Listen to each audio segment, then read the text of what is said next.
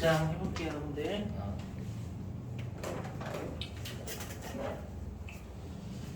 자, 여기 제목이 지급이자 성금부산인데 보시면 자, 여러분 여기서 지급이자가 뭐냐면 이자 비용을 우리가 이자를 지급한다라고 해서 법인세를 지급이자라고 해요.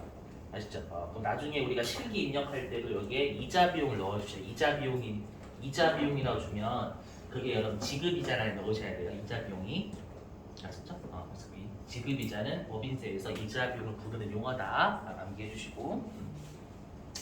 자, 그랬을 때 우리가 알고 있기로는 이자 비용이 여러분들 원칙적으로 송금이죠, 당연히. 맞죠? 송금인데요. 여기에 있는 네 가지 있죠, 네 가지. 여기에 있는 네 가지가요. 이 네 가지와 관련해서 이자 비용이 나가면 송금으로 인정되지 않는데요.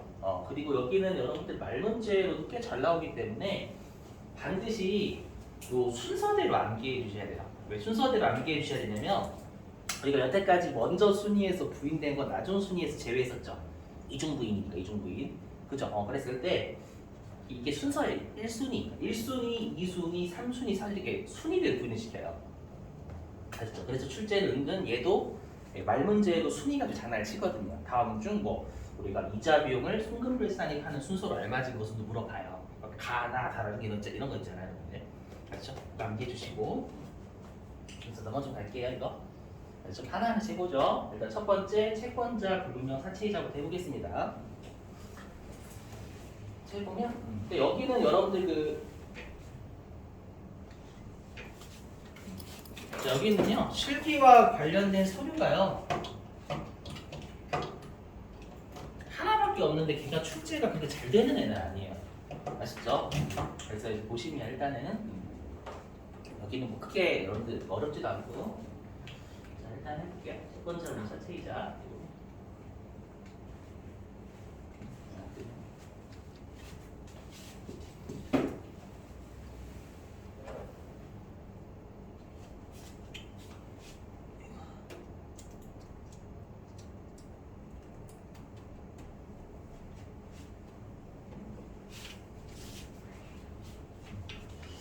일단 위에 거가 먼저 해보자. 자, 일단 여러분 여기서 사채인데요. 보시면 자, 여기에서의 사채는 우리가 회계하고 세법에서 알고 있는 그 사채가 아닙니다. 우리가 그 회계를 몰랐다면 알고 있는 사채예요. 뭔지 아시죠? 우리가 회계를 안 배웠다면 사채라는 건 여러분들 되게 내가 이제 돈을 갚았는데 갑자기 내가 갚은 돈보다 갚아야 될 돈이 더 불어나는 갚았는데 분명히 그런 거 있잖아요. 이자율 120% 이런 거 있죠, 여러분들. 뭔지 아시죠? 그 사채예요. 개인 사채. 회사채 말고요. 자, 무슨 말인지 해볼게요. 보시면 자, 여기에 갑법인이 있고요. 그 다음에 여러분 독사라고 해가지고요. 우리가 돈 진짜 많고 여러분들 이자율 되게 엄청 센 사람 있잖아요. 그 사람들은 여러분들 혹시 제가 지금은 모르는데 예전에 이제 드라마를 보면은요. 그런 사람들은 여러분들 어디에 사냐면 한옥에 살아요. 한옥에 살아가지고 저고리 입고 있어요. 저고리. 흰색 저고리. 흰색 저고리 있고요. 그 사람 가명을 써요. 왜냐하면 자기 이름을 쓰게 되면 여러분들 우리가 자기가 사람들 많이 묻잖아. 그런 사람들은 찌르고 맞죠? 그렇기 때문에 가명을 쓰죠. 막 우린 연예인처럼 가명을 씁니다. 그래서 그 이름이 그냥 가명이 독사라고 가정해볼게요, 여러분들. 실제 이름이 아닙니다. 뭐냐면 자, 갑법인이 돈이 필요한 거예요. 돈이 필요해가지고요. 독사라는 그 사채업자 있죠? 독사라는 사채업자한테 10만 원을 빌린 겁니다. 현실에서는 여러분 한 100억, 1000억 되겠죠, 여러분들? 실제로. 그래서 10만 원을 빌렸고요. 그 10만 원에 대해서 이자 비용을 10,000원을 준다라고 가정해볼게요. 아시죠? 자, 그러면 여러분들 이미 배웠지만 우리가 소득을 지급할 때 무조건 뭘 해야 돼요? 소득을 지급하는 자는 원천인수 해야죠. 원천인수 했죠? 근데 여러분 우리가 실제로 우리 학원에서도 저한테 월급 줄 때 원천인수 할 때는 제 이름 밝히죠. 김민국이라고 밝히고 그다음에 제가 받을 급여가 400만 원이다라고 하면 400만 원에서 김민국이 내야 될 세금 등이 얼마를 떼서 이런 거 다 보고를 합니다. 마찬가지예요. 그러면 갑법인 입장에서도 어떻게 해줘야 되냐면 상대방 독사한테 이자를 주는 거고 10,000원. 물론 10,000원이 아니라 현실에서는 한 10억, 100억 되겠죠, 여러분들. 그렇죠? 100억이나 한다면 독사한테 이자 비용 뭐 100억 이렇게. 근데 원천 징수 14%라고 하면은 뭐 14억이 되지 14억 해서 나머지 86억만 줬다. 이렇게 세무서 알려줘야 돼요. 그 어떤 문제가 있을까요? 문제가 뭐냐면 세무서가요 의심을 하는 어떤 의심을 하냐면 독사라는 사람은 반대로 이자 수익이 100억 있는 거잖아요. 이자 수익 100억.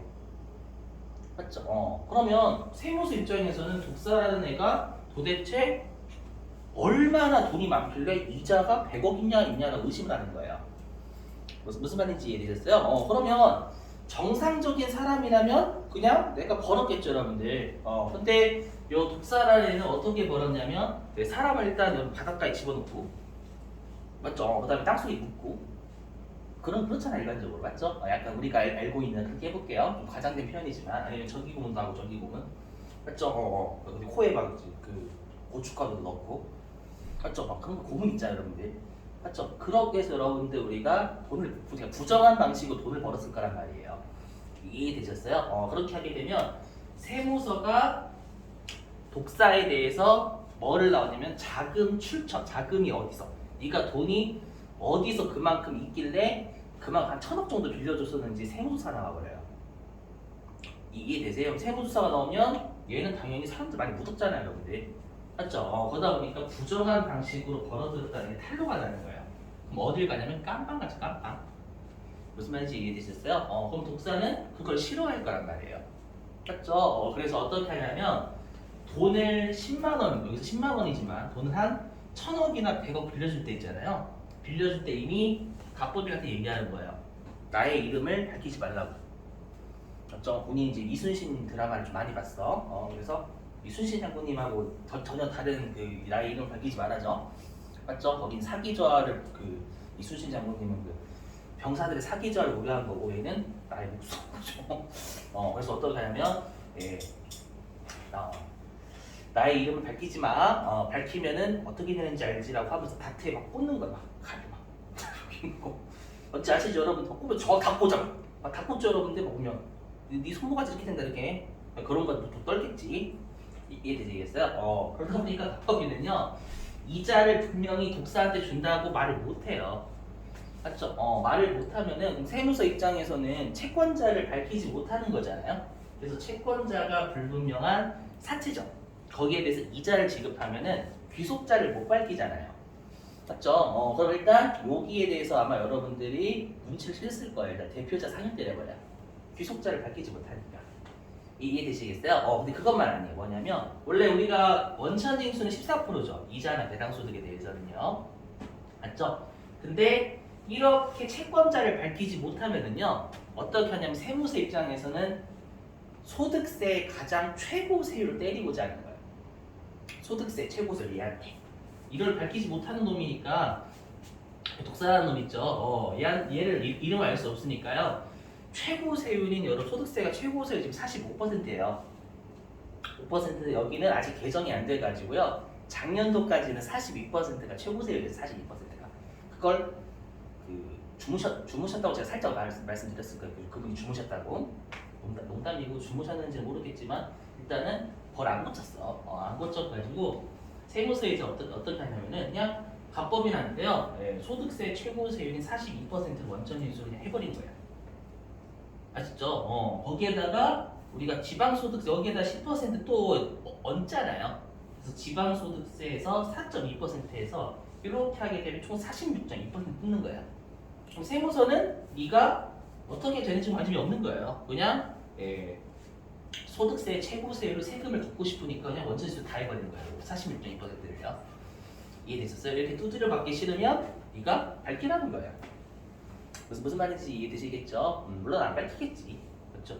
내고 말겠죠? 자, 그리고 이제 예를 들어 볼게요. 그러면 이제 갑법인은 독사한테 5,380원을 준다라고 가정해 볼게요. 맞죠? 10,000원 줘야 되는데 요 46.2%는 국가한테 낸 거고 세무사한테 낸 거고 나머지 5,380원을 이 독사라는 애한테 준다라고 가정해 볼게요. 알죠? 뭐 현실에서는 뭐 이자 비용 다 주겠지. 그래서 다 주지만 우리는 그냥 원리 원칙대로 돌아가서 그냥 나머지 53.8%만 준다고 가정해 볼게요. 아시죠? 자, 그러면 회사는 어떻게 분계를 끊을 거냐면 총 이자 비용 10,000원이 발생한 거잖아요. 그래서 차변에 이자 비용 10,000원 이렇게 하고 실제로 돈은 5,380원 나갔죠. 맞죠? 그럼 나머지 요 46.2%만큼 예수금 처리했을 거예요. 예수금. 맞죠? 다음 달 10일까지 내야 될 예수금이잖아요. 그래서 예수금 이렇게 처리했을 거란 말이에요. 이해되시겠어요? 근데 세법 입장에서는 뭐냐? 이건 낼 때 회계처니까 무시하세요, 여러분들. 네. 자, 근데 세법 입장에서는 요 이자 비용을 채권자를 밝히지 못하는 거니까 얘를 부당한 유출로 해석해요. 채권자를 안 밝히기 때문에 안 밝히니까 이거 이자 비용 지급한 거는 부당한 유출이다라고 생각할 겁니다. 그러면 계정법이 사유출이 되겠죠. 명월이 송금으로 인정 안 해. 부당한 유출이기 때문에. 이해되세요? 그래서 세법은 차변의 이자 비용이 아니라 사유 유출로 해석을 해요. 이해되시겠어요? 이렇게? 아까 똑같아요. 현금 5,380원, 예수금 나온 똑같습니다. 됐었죠? 근데 구분하시는 게 뭐냐면 이자 비용 10,000원 있죠. 요 10,000원 중에서 46.2%는 국가한테 기속이 되는 거죠. 나머지 5,380원만 요 독사라는 애들의 얘 이름 안 밝히는 거잖아요. 이해되시겠어요? 그렇기 때문에 얘를 전부 다 10,000원을 상위로 때릴 수는 없어요. 왜냐면 4,620원은 세무서 국가가 가져가는 거잖아요. 맞죠? 그럼 우리가 항상 사회유출 중에서 국가한테 귀속이 되면 소득처분인 거예요. 우리 세금과 문과에서 했었잖아요. 국가한테 귀속이 되면 국가가 나한테 세금 더 때려주고 그런 거 없잖아요. 기타 세율이지, 기타 세율. 맞죠? 그래서 뭐라고 하냐면 여기 우리가 귀속자가 불분명한 5,380원만큼은 우리가 대표자에 대한 상여. 되셨죠? 나머지 원천 인수한 건 국가한테 간 거니까 기타 세율 할 수밖에 없어요. 기사. 아셨죠? 그래서 여러분들이 시험에서 채권자 불분명 사채이자가 나오면 실제로는 원래 이렇게 끊어야 돼요. 이렇게 끊어야 되는데 시험에서 되게 다양하게 나와요. 뭐냐면 원천 징수한 것은 없는 것으로 가정한다 이렇게 출제돼요. 아셨죠? 그리고 원래는 46.2%가 맞는데 그냥 원천 징수를 막 2,000원 할 때도 있어요. 2,000원. 아셨죠? 이건 원리 원칙이고 여러분들은 실기하실 때는 문제에서 주어진 대로 하시면 돼요. 원천 징수 뭐 얼마 있다라고 그 금액만 기타 사유 주고 나머지는 대표자에 대한 상의하시면 됩니다. 아셨죠? 무슨 말인지 이렇게 금액은 다를 수 있다는 거 참고하시고 이건 원리 원칙 따라간 거고요. 제가 한 거는 아시죠? 자 넘어가겠습니다. 이거 자 그 다음에 요거는 안 할 게 뭐냐면 뭐야 죄송합니다. 나중에 할게요. 나중이고요. 뭐냐면 요거 할게요. 요거 비실명 채권증권의 이자 이건 뭐냐면요 여러분들 아까 1번에서의 사채는 우리가 개인 사채였죠. 근데 2번은 뭐냐면요 우리가 회계하고 세법 하시는 분들은 사채라고 하면 회사채죠. 회사채 맞죠? 마찬가지 뭐냐면 회사가요 뭐 조폭 두목한테 돈 빌렸어. 사채를 발행을 했어. 사채를 발행했는데 상대방이 조폭 두목이야. 보스야. 돈 되게 많아. 그 사람한테 사채를 발행한 거야. 이해되시겠어요? 그러면 당연히 뭐냐면 회사가 아까는 여러분들 독사라는 사람이었잖아요. 맞죠? 근데 그건 개인 사채 쓰는 거 그 개인 사채가 뭐로 돌아가면 회사채로 바뀌는 거예요. 아셨죠? 그러다 보니까 이 비실명 채권증권의 이자는 회사가 사채를 발행하는데 상대방의 이름을 못 밝히는 거 이자 줘야 되잖아요. 이자 줘야 되는데 상대방이 좀 무섭고 그런 사람이 걔 똑같은 독사야. 근데 이번 사채 발행한 거야 회사가. 그럼 걔한테 여러분들 우리가 이자를 줘야 되겠죠. 이자 줄 때 독사한테 준다라는 걸 못 밝히는 거예요. 무슨 말인지 이해되세요? 개인 사채가 회사채로 돌아간 거예요 그냥. 아시죠? 그럼 취지는 똑같아요. 아시죠? 그래서 뭐라고 하냐면 여기 보시면 뭐라고 돼 있냐면 비실명 채권증권의 이자는 채권자 불분명 사채 이자나 회계처에 같다라고 돼 있어요. 소득처는 완벽하게 같습니다. 둘은 개인 사채냐 회사채인 것만 다른 거예요. 아셨죠? 상대방을 못 밝힌 거 똑같기 때문에 소득세 최고세를 원천이수하고 나머지에 대해서는 우리가 대표자 상해 때는 똑같습니다. 그래서 얘는 잘 안 내요. 주로 채권자 불분명 사채 이자 많이 냅니다. 아셨죠? 자, 그다음에 건설자금 이자 해볼게요. 그 뭐냐면요. 여러분 건설자금이자 처음 들어보시죠? 근데 이미 회계 1급 때부터 배우시는 내용이에요. 뭐냐면 내가 여러분들 돈 빌렸어요. 왜 돈 빌렸냐면 내가 지금 건물을 지으려고 하는데 돈이 없는 거예요. 돈이 없어가지고 은행에서 돈을 빌린 거예요. 그럼 은행한테 이자 줘야 되겠죠. 맞죠? 그거 여러분들 아마 그 회계 1급 때부터 어떻게 배우셨냐면 이자 비용은 자본화한다 이런 문구 있었잖아요.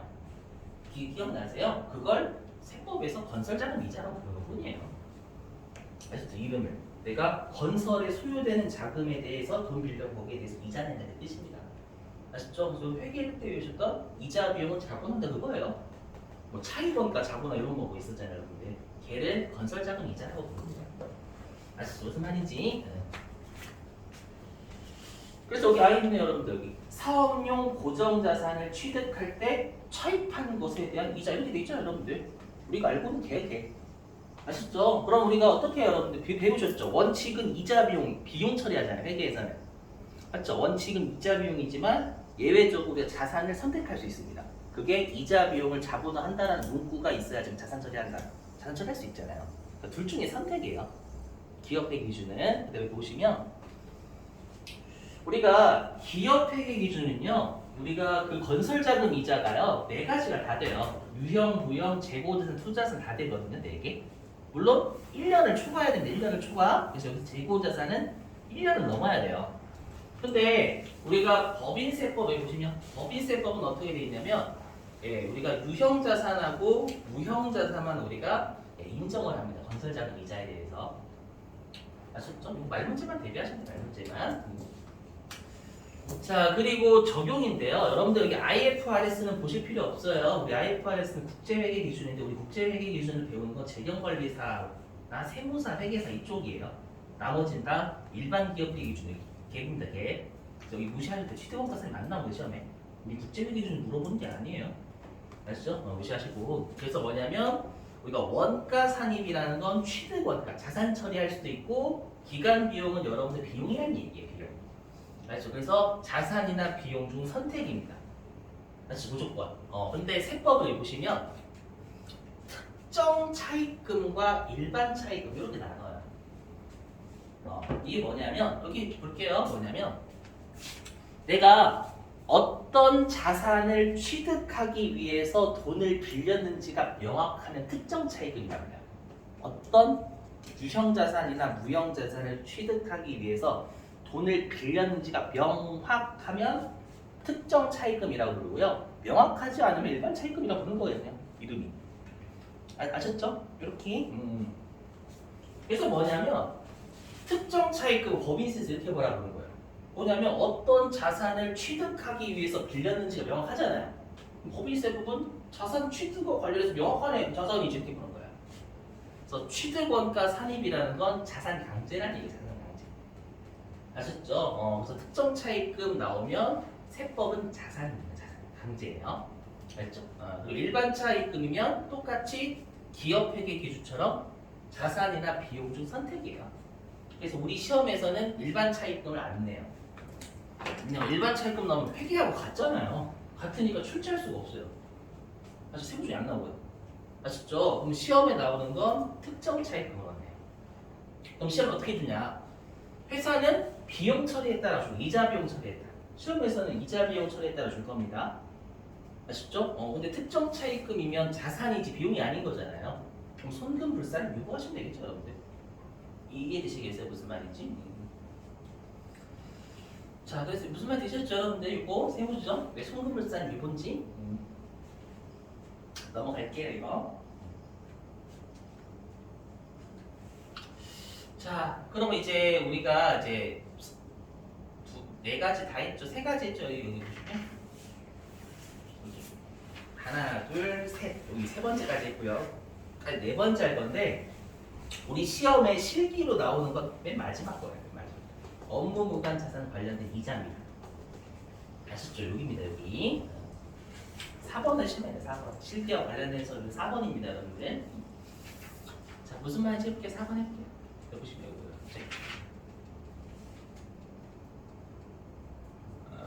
자, 보시면 자, 회사가요, 차입금이 총 4가지가 있다고 가정해볼게요. 차입금이 총 4가지. 자, 4가지였는데, 첫 번째 차입금 10,000원 빌려야 돼, 10,000원. 근데 이자율은 40%로 빌렸고요. 나머지, 그런 우리가 이 10,000원에 40% 곱한 게 이자 비용일 거 아니에요, 여러분들. 맞죠? 그래서 이자 비용, 이 4,000원이 뭐냐면 채권자 불분명 사채 이자 비용이래요. 그 뜻입니다, 그 뜻. 아셨죠? 무슨 말인지? 그 다음에 또 10,000원짜리가 있는데, 얘는 이자율이 30%래요. 그럼 10,000원에 30%니까 이자 비용 3,000원일 거 아니에요. 요 3,000원은 우리가 건설 차입금이라는 건 뭐냐면 특정 차입금이자는 얘기예요. 아셨죠? 그 말입니다. 그러면 여기 나머지 10,000원에 20% 2,000원, 10,000원에 10% 1,000원. 그러니까 얘네들은 그냥 어떤 차입금이 일반 차입금이라고 생각하시면 돼요. 일반적인 차입금. 아셨죠? 그럼 무슨 말이냐? 그리고 회사는 업무무관 자산을 4,000원 가지고 있다고 가정해 볼게요. 별장이나 이런 것들 생각하시면 됩니다, 여러분. 자, 그러면 우리가 채권자 불분명 사채 이자는 상대방은 모르죠. 세무서 입장에서는 상대방을 모르죠. 이름을 모르죠. 이름은 모르지만 이자가 4,000원이라는 건 알아요. 맞죠? 사람을 모르는 거지 이자가 얼마 나가는지는 알죠, 세무서가. 그 명확한 금액이에요. 금액은 명확해요. 사람이 안 명확한 거지. 이해되세요? 그리고 건설 차입금도 3,000원에 이자 비용 나가는 거 명확하잖아요, 여러분들. 맞죠? 그래서 일단 우리가 요 2개는 이미 부인되겠죠, 전부 다. 그죠? 그래서 어떻게 세무조를 하냐 보시면, 자, 일단 채권자 불분명 사채이자 4,000원 있죠. 이걸 회사가 이자 비용 처리했다라고 시험해 주면 손금 불산이 4,000원 사유출하시면 돼요. 아시죠? 그래서 시험에 혹시라도 원리 원칙대로 갈게요, 여러분들. 46.2%는 국가한테 내는 거니까 기타 사유출. 나머지는 대표이자 상의하시면 됩니다. 물론 퍼센트 바뀔 수 있어요, 이 시험에서는요. 그리고 두 번째, 건설자금 이자를 회사가 이자 비용 처리했다라고 하면 세법은 자산이 돼야 되니까 손금 불산이, 그리고 건설주는 자산이죠. 건물을 짓기 위해서 빌린 거잖아요, 일반적으로. 맞죠? 그래서 건설 중인 자산, 그리고 이렇게 하시면 돼요. 아시죠? 자, 이제 세 번째 업무무관 자산 이자인데요. 뭐냐면요, 보시면, 자, 회사가 이제 이 업무무관 자산 4,000원 가지고 있죠. 그러면 일단 이 선순위로 채권자 불분명, 죄송해요. 여기 일단 선순위로요, 채권자 불분명 사채이자랑 건설 자금 이자는 부인됐죠. 맞죠? 그래서 뭐냐면 다시 여기로 돌아와서 뭐냐면 우리가 업무무관 자산이 4,000원이 있는 거예요. 회사가 별장. 그러면 이 별장은 회사가 은행에서 돈 빌려서 샀을 수도 있고, 별장이. 아니면 회사가 돈이 좀 남아 돌아가지고 별장을 샀을 수도 있죠. 그거는 세무서가 알 길이 없어요. 근데 세무서는 뭐냐면 이 업무무관 자산을 가지고 있다는 것 자체가 꼴보기 싫은 거예요. 아셨죠? 업무무관 자산을 가지고 있는 게 꼴보기 싫으니까 얘를 어떻게 취득했는지를 안 따지고 무조건 은행으로부터 돈 빌린 것으로 샀다고 하시는 거예요. 무조건. 아시죠? 이게 일단 너무 그냥 가정이 야박하죠. 맞죠? 근데 업무무관 자산 자체를 제재를 해야 되니까 무조건 요 차입금 40,000원 가지고 이 4,000원 취득했다고 하는 거예요. 여기까지 되셨죠? 그러면 우리가 요 차입금으로 업무무관 자산을 샀어요. 그러면 내가 만약에 차입금이 있었잖아요. 그 업무무관 자산을 사지 않았다면 그 차입금에 대한 이자를 갚았겠죠. 은행이. 무슨 말인지 이해되시겠어요? 근데 요 차입금으로 업무무관 자산을 샀기 때문에 그 이자 비용은 업무무관 자산과 관련된 이자 비용이라 그냥 강수해서 해버리는 거야. 무슨 말인지 이해되시겠어요? 그래서 우리가 차입금으로 업무무관 자산을 샀다고 가정 좀 때려버리는 거예요. 그래서 때리니까 그거와 관련된 이자 비용은 우리가 업무무관 자산과 관련된 이자 비용이라고 강수를 해석해버리는 거예요. 그럼 세법은 업무무관 자산과 관련된 이자 비용은 당연히 손금 인정하지 않죠. 무슨 말인지 이해되셨어요? 근데 요건 좀 야박해. 뭐냐면 이미 우리가 요 10,000원짜리 40%짜리 10,000원과 30%짜리 10,000원 있죠. 얘는 선순위로 부인했죠. 여기 우리가 4,000원과 3,000원을 부인했다라는 건 차입금 자체 다 부인한 거예요. 무슨 말인지 이해되시겠어요? 이자 비용 자체를 다 부인했잖아요, 여러분들. 다 부인했으니까 차입금 자체도 다 부인한 거예요.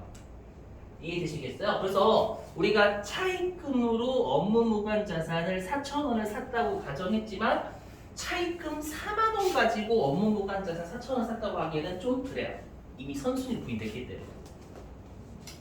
무슨 말이셨죠? 그러면 우리가 이 업무무관 자산 4,000원을 우리가 어떤 차입금으로 살 수 있는 이 두 가지 2만 원 가지고밖에 살 수 없다고 가정하는 거예요. 우리 선순위 부인됐으니까.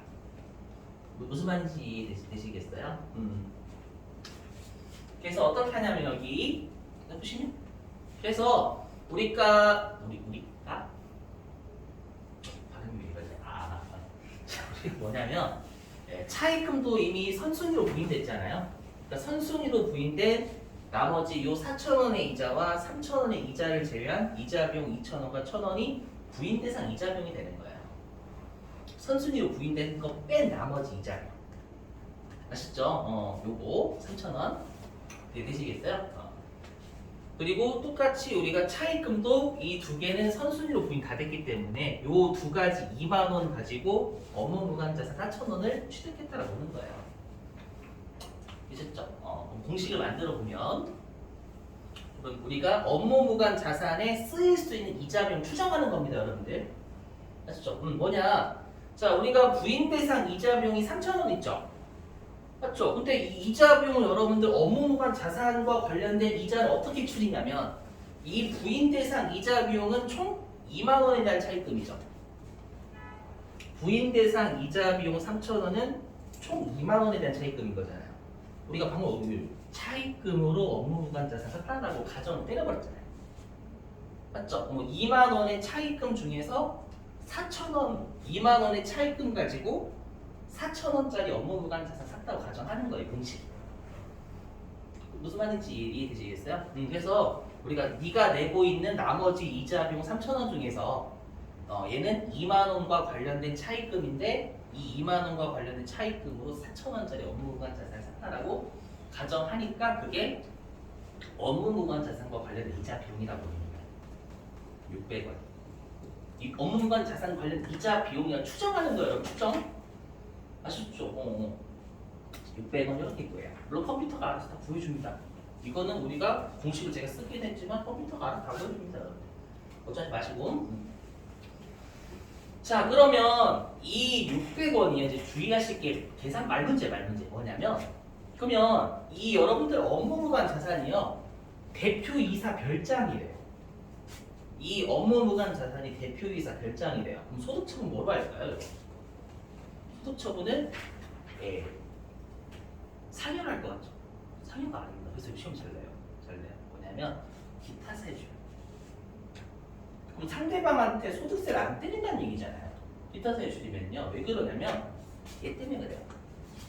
이 업무무관 자산을 무조건 회사의 차입금으로 샀다라고 가정을 때려버렸죠.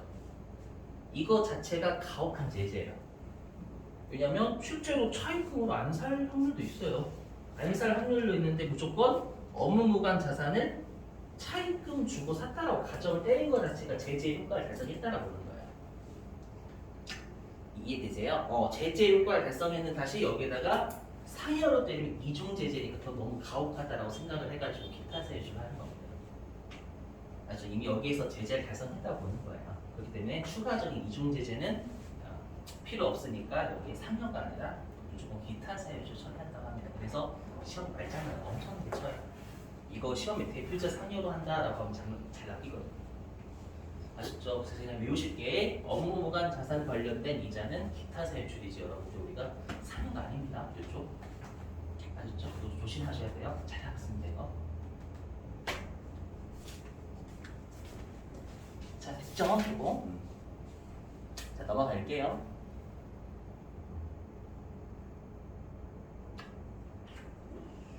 자 그러면 공식을 만들면 보시면 공식을 만들면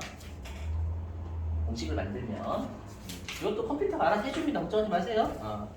업무무관 자산 이자는 방금 3,000원 이자 비용이었죠. 이자 비용. 그리고 우리가 분모가 차입금 가지고 업무무관 자산 샀다고 가정했잖아요. 그렇죠? 그리고 업무무관 자산인데 네, 여기에 가지급금이라는 것도 와요. 이거 가지급금 여러분 제가 설명드렸죠? 특수관계 안 했나? 특수관계자한테 업무와 무관하게 빌려준 거라고 설명 안 했었나요? 혹시? 안 했어요? 좀 이따 가지금 띄울게요. 뭐냐면 우리가 회계에서는 가지급금이 돈 나갔는데 계정방을 모를 때죠. 그죠? 근데 세법은 가지급금이 업무와 무관하게 특수관계자한테 돈 빌려주는 가지급금이라고 해요. 세법. 용어 자체가. 그럼 얘가 왜 여기에 들어오냐? 한번 볼게요. 이게 왜 들어오냐면 자, 우리가 가지급 있죠? 이거 세법입니다. 세법. 좀 이따 띄울 겁니다.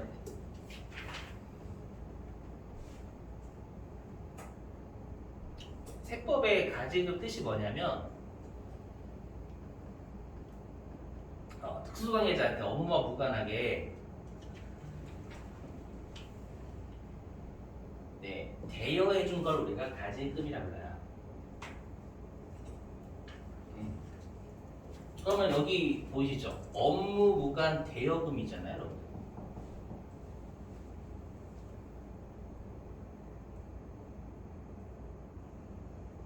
그죠? 그러면 업무 무관 대여금 자산이죠. 그럼 업무 무관 자산이 되는 거죠. 얘도 이해되세요? 일단 여기에 왜 들어가는지. 근데 굳이 가지급금이 업무 무관 자산이니까 여기 집어넣을 수도 있잖아요. 그때 여기 별도 구분하고 있죠. 그냥 업무 무관 별장이랑 업무 무관 대여금하고 구분하고 있죠 지금. 실제로 별도로 입력하셔야 되거든요. 왜 그러냐면 이 가지급금은 또 다른 동네에서 또 제재를 한 번 더 때려요. 그러니까 얘는 좀 무서운 놈이라 생각하시면 돼요. 그러니까 업무 무관 자산은 말 그대로 여기에서만 제재해요. 근데 가지급금은 또 다시 다른 두 동네에서 또 제재를 때려버려요. 그래서 별도로 구분하고 있는 거예요. 형식, 그러니까 우리가 포괄적으로는 업무 무관 자산이라는 점이 같아요. 같은데 이 가지급금은 다른 두 동네에서 제재를 때리다 보니까 나눈 겁니다. 본질은 같습니다. 같은 거 업무 무관 자산이라는 같은 거예요. 됐어? 자, 그리고 뭐가 있냐면 여러분 적수라는 게 있는데 일단 이거 들어보실게요. 뭐냐면 써볼게요. 적수가 뭔지 설명하면 뭐냐면 보실게요. 적수가 뭐냐면 띄워 설명 띄워서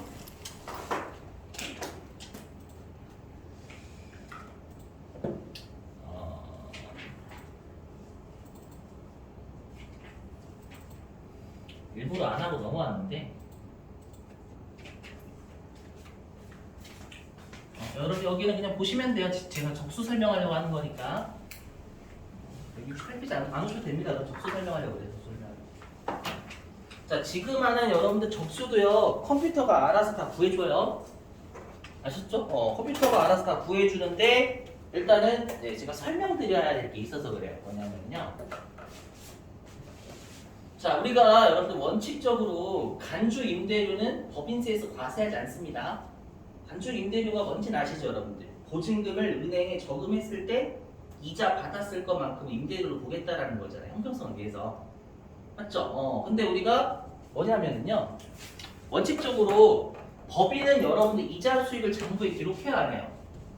장부에 기록을 해요. 장부에 기록하면 그 이자 수익에 대해서 과세를 했죠. 과세를 했는데 그 이자 수익에 대해 다시 한번 또 간주 임대료를 보게 되면 두 번 때리는 거예요. 이해되세요? 그래서 법인세는 장부를 적으니까 이자 수익이 장부에 드러나기 때문에 추가적인 과세는 안 해요. 간주의 원칙이. 근데 여기 추계라고 돼 있죠. 추계면은 이자 수익이 장부에 있다라는 게 없다라는 거예요. 없어요. 여러분 추계라는 게 우리가 장부가 없어졌으니까 추정하는 거잖아요. 맞죠? 그래서 우리가 추계할 때만큼은 간주 임대료 계산을 한다라고 그래요. 왜냐하면 이자 수익이 없어. 이자 수익 과세하지 못했죠. 그러니까 간주 임대료 과세를 해야 되겠다는 거예요. 추계할 때.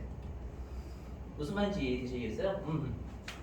근데 우리가 여러분들 뭐냐면요. 우리가 회계에서는 여러분들 그 월할 계산하죠. 월할 계산. 12분의 몇 이렇게 하잖아요. 근데 세법은 무조건 일할 계산이 일할로 계산. 365분의 몇 이렇게. 세법이 정확할까요? 회계가 정확할까요? 당연히 회계가 세법이 정확해요. 여러분들 11분의 몇은 안 맞죠? 365일분의 몇이 맞지? 엄밀히 얘기하면. 했죠? 그래서 우리가 이거 듣고 버리셔도 돼요. 뭐냐면 자, 내가 보증금을요 7월 1일날 받았어요. 7월 1일날 7월 1일날 보증금을 받았대요. 그럼 올해 연도에는 6개월치만 계산해. 6개월치 보증금만 계산해 줘야 될 거 아니에요, 여러분들. 됐죠? 예를 들어 보면 자, 2억에다가 은행에 저금할 때 이자율이 정기예금 이자율이에요. 그러니까 여기에 365분의 이건 컴퓨터가 구해줘요. 184 이렇게 계산하면 돼요. 7월 1일 하반기가 184일이거든요. 저 믿으시면 돼요. 그럼 얘랑 같은 게 요거죠. 2억 곱하기 184일 곱하기 이자율 곱하기 365분의 1하고 같은 말이잖아요. 여러분들. 이걸 앞으로 빼내면 맞죠? 그래서 우리가 이렇게 기간을 고려할 때는요, 요 보증금이 여기 계정이죠, 계정의 매일매일의 잔액을 합계한 거 우리가 적수라고 불러요. 누적된 수다라고 해야죠. 아무튼 이거는 그래서 뭐라는 거냐면 핵심이 뭐냐면 여기 일단 자, 일별 계정 잔액 합계라고 그래요. 컴퓨터가 알아서 해줘요. 걱정하지 마시고 제가 설명드린 게 있어서 그래. 뭐냐면 그리고 초일은 산입하고 말일은 불산입한다라고 그래요. 요게 뭐냐 들어보실게요, 여러분. 제가 왜 이렇게 계산이 되는지 설명해야 되니까. 뭐냐면요, 내가 만약에 7월 1일 날 보증금 2억을 수령했대요. 그렇게 하면 안 되겠구나. 보증금은 개월로 안 받죠? 1월 1일. 근데 12월 31일 날 보증금 2억을 회수한대, 회수. 되셨어요? 그러면 우리가 실제로 요게 365일이잖아요. 이 365일이 다 들어오려면요, 얘가 1월 1일 00시 00에 받아야 돼요. 그리고 얘가 24시 00에 회수를 해야 딱 365일 다 들어와요. 맞죠? 00시 00에 받아서 12월 30일 24시 00에 돌려줘야 365일이 온전하게 들어와요. 근데 이렇게 하는 사람들은 없죠, 여러분들. 맞죠? 그렇기 때문에 어느 한 기간을 빼자라는 거예요. 어느 한 기간. 아시죠? 근데 우리가 여기 보시면 적수라는 게 계정 잔액이 합계거든요. 그럼 1월 1일 날은 보증금 2억 받았으니까 2억이 도중에 있는 거죠. 1월 1일 도중에. 하지만 12월 31일에는 도중에 없어지는 거잖아. 잔액이 0이 되는 거죠. 2억에서 우리가 회수? 죄송해요. 회수가 뭐야? 반환이지, 반환. 보증금 2억을 반환해주면 이제 보증금 0이잖아요. 그래서 우리가 초일은 넣고 말일은 불산입한다라 불러요. 근데 그 말일은 무조건 말일이 아니라 잔액이 없어지는 날에 잔액이 없어지는 날. 아시죠? 그래서 내가 만약에 요때 안 돌려주잖아요. 요때 안 돌려주면 잔액이 계속 있었죠. 그럼 요때는 여러분들 우리가 들어오는 거예요, 그대로. 아셨죠? 그러니까 결론부터 말씀드린 뭐냐면, 자, 적수를 컴퓨터가 알아서 구해줘요. 아시죠? 구해주는데 핵심이 뭐냐면, 적수라는 건 세법상 금액을 구하기 위한 하나의 요소에 불과해요. 적수라는 건 세법상 금액을 구하기 위한 요소에 불과하다고. 그 말은 뭐냐면, 우리가 앞으로 여러분들 적수를 좀 많이 보실 거예요. 적수를 은근히 좀. 근데 우리가 세무조정이라는 건 여러분들 세법하고 장부의 차이를 하는 거지 세법상 금액을 하는 게 아니죠. 이해되셨어요? 그렇기 때문에 적수 자체를 여러분 세무조정 하려고 하시면 안 돼요. 절대. 아시죠? 적수를 입력하는 건 세법상 금액을 구하기 위해서만 입력하는 거예요. 아시죠? 우리가 나중에 세무조정할 때 장부와 세법의 차이를 조정하는 거니까 장부상 금액 넣어야 되잖아요. 그래서 제가 드릴 말씀은 절대 적수 자체에 대해서 세무조정 하려고 하시면 안 돼요. 그래서 그것만 조심하세요. 그것만. 나머지 컴퓨터가 알아서 다 구해줘요. 아셨죠?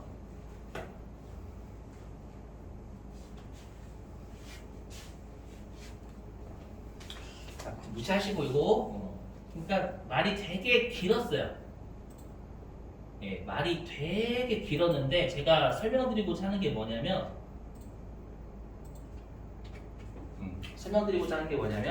네, 절대 적수 자체를 세무정하시려고 하시면 큰일 난다는 거예요. 아직 그것만 적수는 세법상 금액을 구하기 위한 하나의 도구입니다. 도구. 자, 근데 여기는 좀 외워주셔야 돼요. 여기. 이거 하고 좀 쉴게요. 여기 이자 비용 있잖아요. 자, 그러니까 여기 이자 비용 보시면 아까 우리가 여러분들 여기 업무무관 자산 이자가 사순이었죠. 사순이. 사순이기 때문에 1순위, 2순위, 3순위를 제외시키셔야 돼요. 아셨죠? 그리고 여기에 있는 건 아예 넣으시면 안 돼요. 이자 비용에 넣으시면 안 됩니다. 뭐냐면 여기에 여러분 상업보험 할인료 있죠? 상업보험의 할인료는 뭐냐면 우리가 어음회 할인 배우셨죠? 맞죠? 이게 매각 거래로 처리할 때 우리가 그 어음의 할인을 상업보험이라고 해요. 매각 거래일 때. 그럼 우리가 매각 거래일 때 할인료 이자 비용 잡아요? 매출채권 처분손실 잡아요? 후자죠. 매출채권 처분손실 잡잖아요. 회계일서부터.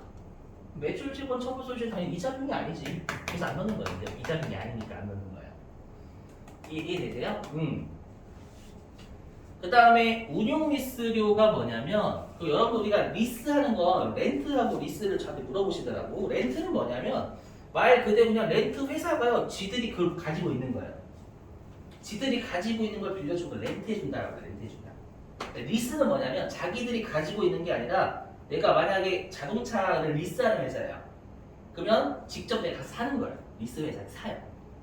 사가지고 내가 산 것보다 더 큰 금액으로 리스를 하고자 하는 사람한테 빌려준 걸 리스한다는 거예요. 차이점 이해되시겠어요? 내가 가지고 있으면 렌트. 내가 그걸 내가 또 다른 사람한테 빌려서 다시 그 사람한테 빌려주면 이건 그냥 리스가. 아셨죠? 근데 그렇게 치면 되진 않아요. 근데 우리가 이런 리스가 있어. 뭐냐면 내가 만약에 그 리스하는 차량의 내용 연수가 5년이래. 근데 5년인데 내가 리스를 6개월 한대. 6개월 하면 그건 그냥 정말로 그 자산을 빌리는 거예요. 그냥. 아시죠? 그 자산을 빌리는 거니까 얘는 임차료 내는 거거든요. 임차료. 뜻이겠어요? 그걸 우리가 운용리스료라고 불러요. 아시죠? 그러니까 운용리스료는 어떻게 생각하시면 되냐면 우리가 알고 있는 렌트라고 생각하시면 돼요. 그럼 여러분 렌트는 임차료 내는 거잖아요. 그 임차료라는 규정 과목 이자 비용이 아니잖아. 맞죠? 그래서 운용리스료는 제외시킨다라고 불러요. 아셨죠? 근데 금융리스는 어떻게 해석하냐면 금융리스는 뭐냐면 리스 내용 연수가 5년인데 그 중에서 내가 4년 8개월 타는 거예요. 그럼 내용 연수의 대부분 내가 하죠. 맞죠? 그럼 형식은 리스지만 걔는 어떻게 내가 바라보냐면 내가 리스 회사한테 돈 빌리잖아요. 리스 회사한테 자산을 빌리는 게 돈 빌린 것처럼 봐요. 무슨 말인지 되시겠어요? 대부분의 내용 연수를 내가 리스 회사한테 지불하는 거니까. 이해되시겠나요? 그러면 그건 돈 빌린 것처럼 해석해서 이자 비용 거거든요. 아시죠? 아무튼 그래서 운용 리스료는 임차료니까 제외시키시면 된다는 얘기예요. 여기 넣지 마시고. 자, 그 다음에 C하고 D는 여러분 단순하게 암기해 주셔야 돼요. 요거는 아시죠? 요건 단순하게 암기. 제가 설명드릴 수가 없어요. 요거 같은 경우에. 그렇죠? 여러분 회계라든지 무역거래를 아셔야 되기 때문에 제가 설명드릴 게 없어요. 아시죠? 요건 단순하게 암기하시고. 그리고 현할차는 여러분 엄밀히하면 재경관리사에서 배우실 거예요. 현재가치 할인반응 차금이라고 해가지고 아시죠? 요거는 여러분들 그거랑 똑같다고 생각하시면 돼요. 사채 이자? 아시죠? 근데 얘는 취득원가로 처리할 수 있다는 개념. 그러니까 이렇게 살짝 들어보시면 뭐냐면 결론이요. C하고 D는요. 우리가 이자 비용도 되지만 자산의 취득원가가 될 수 있다는 게 몰라요. 그래서 그냥 C하고 D는 여러분들 단순 암기하시고. 자, 그 다음에 2는 뭐냐면 2는 설명할게요. 자, 2는 뭐냐면요. 여러분들 중소기업 있죠? 그 중소기업한테 대기업이 갑질하는 게 원자재 값을 후려치는 것도 있지만 외상을 준다는 거예요. 외상. 자꾸 중소기업한테 뭘 살 때 돈도 있으면 돈 안 주고 자꾸 외상으로 산다는 거예요. 아니 어음 주고. 이해되세요? 근데 중소기업 어쩔 수가 없지. 현금 달라고 하면은 거래 안 하면 끝나잖아요. 대기업이 너랑 거래 끊는다? 라고 하면 중소기업이 어쩔 수 없이 억울하지만 외상을 할 수밖에 없겠죠. 이해되세요? 그 현실을 국가가 알아요. 아니까 어떻게 하냐면 대기업, 우리 국가가 운영하는 은행이 있는 거예요. 국가가 운영하는 은행이 있으면 대기업한테 돈을 싸게 빌려줘요. 낮은 이자율로 빌려줘요. 그럼 낮은 이자율로 빌려줬다면 대기업이 어떻게 하는 거냐면 나중에 그 중소기업한테 물건 살 때 그 현금으로 주라는 얘기예요. 이해되세요? 그러니까 대기업이 국가한테 돈을 빌려요. 돈 빌리면 낮은 이자율로 갚게 해줄 테니까 그 돈 빌린 거 가지고 중소기업한테 살 때 지불하라는 거예요. 아셨죠? 그럼 얘는 솔직히 말하면 대기업 입장에서는 국가한테 이자 비용 내야 되겠어. 낮은 이자율이긴 하지만. 맞죠? 근데 이자 비용은 국가가 장려하는 거잖아요. 장려하는 이자 비용이 여기 이자 비용이 들어가게 되면 부인되잖아. 손님 부인되잖아. 그러면 안 되겠다는 취지예요. 아셨죠? 자, 넘어갈게요. 넘어갈게요. 일단 여기까지 하고요. 좀 이어가지고요. 아직 가지급금이 여기가 가장 중요한 가지급금이거든요. 알았죠? 이 가지급금 되게 중요하니까 10분 쉬었다가 우리 6시 5분에 시작할게요. 10분 쉬겠습니다, 여러분.